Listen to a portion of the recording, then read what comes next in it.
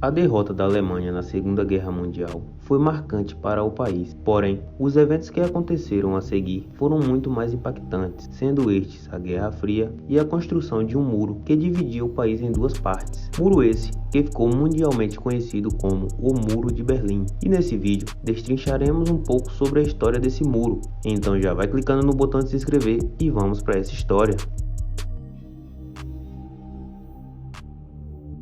Olá, históricos! Logo após o final da Segunda Guerra Mundial, um novo conflito geopolítico se iniciava. Este era a Guerra Fria, onde de um lado estavam os Estados Unidos, liderando o bloco capitalista, e do outro estava a União Soviética, frente ao bloco socialista. O que restou da Alemanha nazista, derrotada na Segunda Guerra Mundial, foi dividido em 4 zonas de ocupação, sendo cada uma das partes controlada por uma das 4 potências que obtiveram sucesso na guerra, sendo estas os Estados Unidos, o Reino Unido, a França e a União Soviética. O mesmo aconteceu com a capital Berlim, mesma cidade estando no meio da zona soviética. Estados Unidos, Reino Unido e França possuíam o mesmo alinhamento político-econômico, o capitalismo. Dessa forma, criaram a zona tripartida, algo que não agradou o líder soviético Joseph Stalin, pois ele acreditava que essa era uma ameaça ao território ocupado pela União Soviética. Com isso, Stalin decretou em 1948 o bloqueio de Berlim, o que impedia a chegada de suprimentos à Alemanha Ocidental pela terra e pelos rios. A resposta dos Estados Unidos e das nações aliadas foi fazer uma ponte aérea sobre Berlim, fornecendo alimentos e outros suprimentos à Berlim Ocidental através de aeronaves.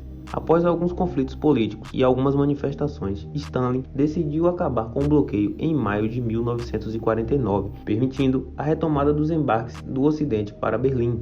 A República Democrática Alemã, ou Alemanha Oriental, foi declarada em 7 de outubro de 1949, onde o Ministério de Negócios Estrangeiros soviético concedeu a autoridade administrativa à Alemanha Oriental, mas não sua autonomia, onde os soviéticos possuíam ilimitada penetração no regime de ocupação e nas estruturas de administração.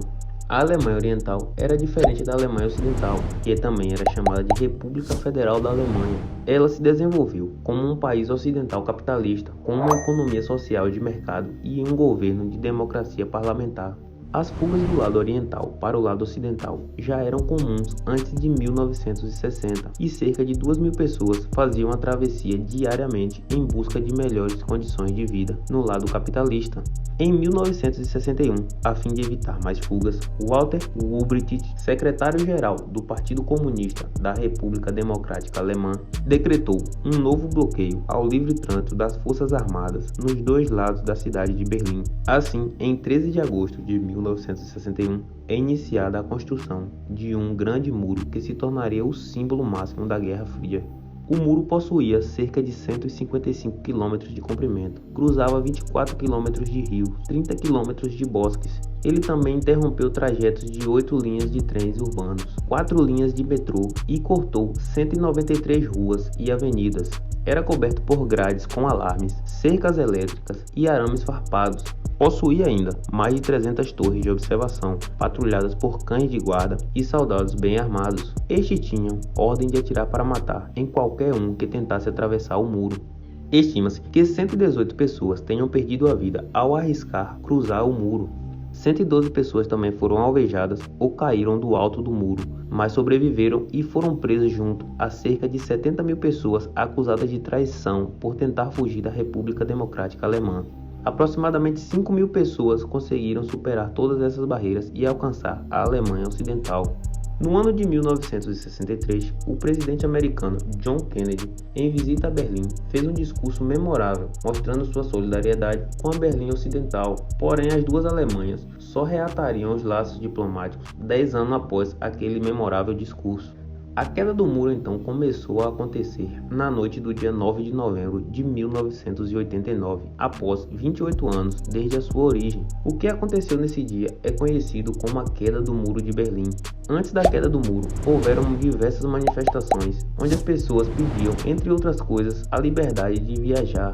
Além disso, houve um enorme fluxo de refugiados ao ocidente pelas embaixadas da República Federativa Alemã, principalmente em Praga, Varsóvia e pela fronteira recém-aberta entre a Hungria e a Áustria.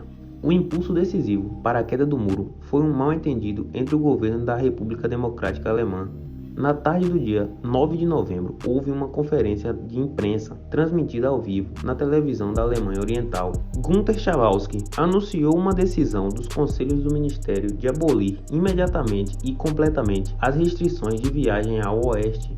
Esta decisão deveria ser publicada apenas no dia seguinte, para que pudesse passar a informação a todas as agências governamentais. Pouco depois desse anúncio, as notícias sobre a abertura do muro já estavam nas rádios e televisões ocidental. Milhares de pessoas marcharam aos postos na fronteira e pediram a abertura da mesma. Nesta altura, nem as unidades militares, nem as unidades de controle de passaporte haviam sido instruídas sobre o que fazer. Por causa da força da multidão e porque os guardas da fronteira não sabiam o que fazer, a fronteira se abriu. Os cidadãos da República Democrática Alemã foram recebidos com grande euforia na Berlim Ocidental. Muitas boates perto do muro serviam cerveja gratuitamente para os cidadãos da Berlim Oriental. Pessoas que eram completamente estranhas se abraçavam e comemoravam juntas o final de um período que há muito tempo já era esperado. E bom, pessoal, essa foi a história do Muro de Berlim. O que acharam? Se curtiram, deixem um like e se inscrevam no canal para não perder mais vídeos como esse. Deixem também nos comentários a sua opinião e sugestões para vídeos futuros. E até a próxima!